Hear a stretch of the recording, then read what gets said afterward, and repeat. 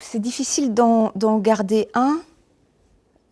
J'en garderais 1000, mais deux en particulier. Il y a le premier jour de tournage d'Elle ne pleure pas, elle chante, où vraiment je trouve que, pour moi, le cinéma, en tout cas, c'est vraiment quelque chose qu'on fait en équipe. C'est une espèce d'énergie comme ça.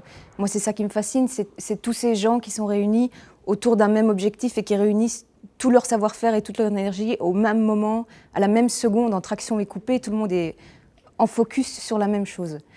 Donc c'est ce premier moment-là, le premier action coupée d'Elle ne pleure pas, où on sent que voilà, toute l'équipe, on s'observe, en même temps on commence à travailler ensemble, tout se met, et ça c'est assez magique. Et puis il y a une deuxième journée aussi dans Elle ne pleure pas, elle chante, où on a fait toutes les scènes de l'hôpital où Laura parle à son père, qui est dans le coma, dans la même semaine. Et la dernière journée, le matin, on tournait la scène où Laura pète les plombs et finit par frapper son père et en pleure et elle craque. Elle est vraiment à l'apogée de sa douleur en fait et de ce sentiment d'enfermement qu'elle a. Et donc on va là-dedans, on fait la scène, c'est lourd, c'est fort, c'est vraiment la montée du truc. Et l'après-midi, on tourne la scène où Laura va beaucoup mieux et où elle décide de dire à son père « mais en fait, tu n'as plus de prise sur moi ». Et donc c'est cette espèce de grand écart entre ces deux choses, voilà, c'était assez...